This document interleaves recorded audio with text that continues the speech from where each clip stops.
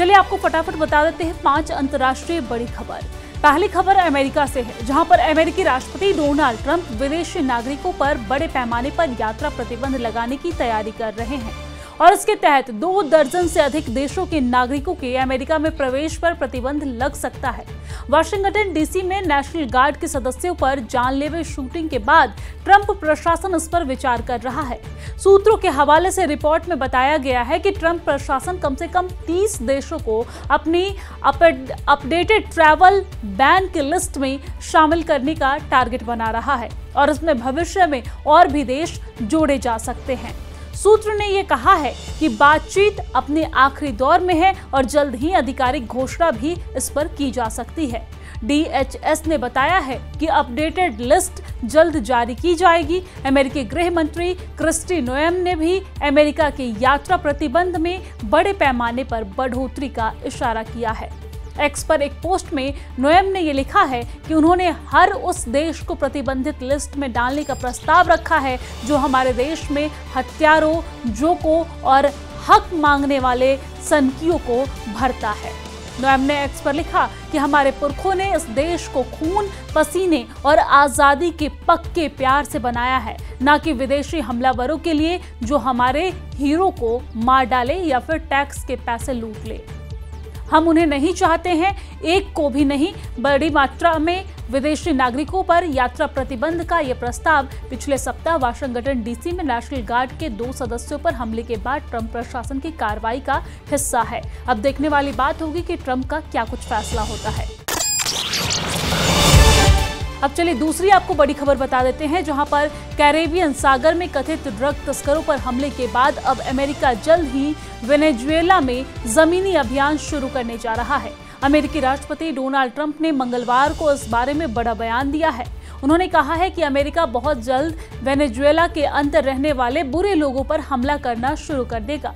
Trump ने Venezuela के राष्ट्रपति निकोलस मादुरो को ड्रग तस्करी का सरगना बताया और उन्हें पद छोड़ने के लिए अल्टीमेटम दिया है।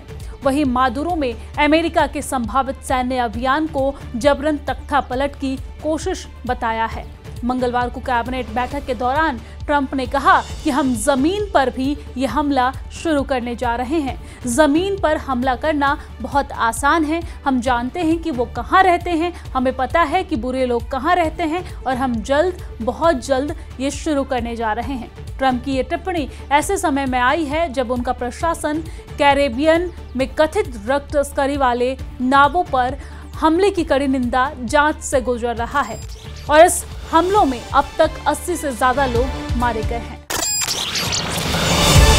और अब तीसरी बड़ी खबर आपको पाकिस्तान से बताते हैं, जहां पर पाकिस्तान के आर्मी चीफ फील्ड मार्शल असीम मुनीर को देश के पहले चीफ ऑफ डिफेंस फोर्सेज यानी कि CDF बनाने के लिए मोर्चा खोला गया है। आपको जानकारी दे दें कि पाकिस्तान की राजनीति के 2 दिग्गज नवाज शरीफ और आसिफ अली जरदारी पहले ही असीम मुनीर को इस पद पर देखना चाह रहे थे और अब इस बीच पाकिस्तान के सैन्य बलों से भी इसका विरोध शुरू हो गया है। बड़ी खबर सामने आई है, जहां पर पाकिस्तान के वायुसेना प्रमुख एयर मार्शल जहीर अहमद बाबर सिद्दू भी इसके खिलाफ हो गए हैं।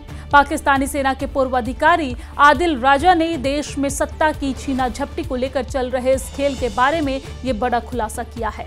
आदिल राजा ने दावा किया है कि air chief marshal Zaheer Ahmed Babar Sidhu ने न सिर्फ असीम मुनीर का विरोध किया है बल्कि इस पद के लिए अपना दावा पेश कर दिया है।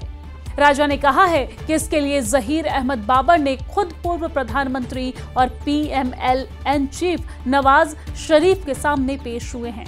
नवाज शरीफ से मुलाकात में उन्होंने खुद को CDF बनाने का प्रस्ताव रखा और कहा कि आज के दौर में दुनिया में किसी भी जंग एयरफोर्स की भूमिका महत्वपूर्ण है।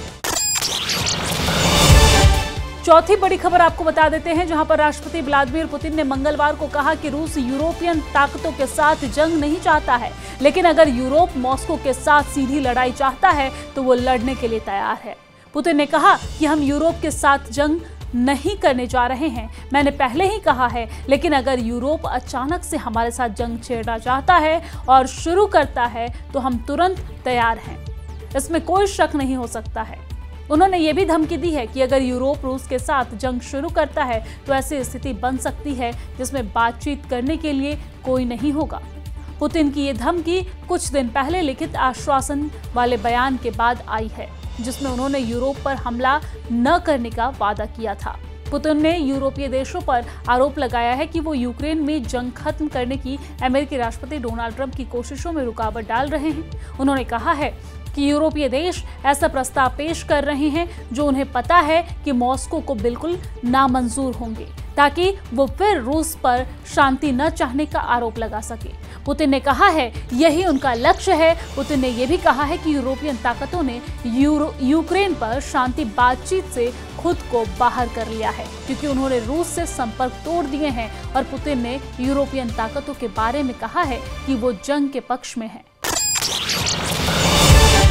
और पांचवी बड़ी खबर पाकिस्तान से आ रही है, जहां पर पाकिस्तान के पूर्व प्रधानमंत्री इमरान खान से उनकी बहन उज़्मा खान नियाज़ी ने मंगलवार को अदियाला जेल में मुलाकात की और उसके बाद उन्होंने बताया है कि इमरान खान फिट हैं और फाइन हैं।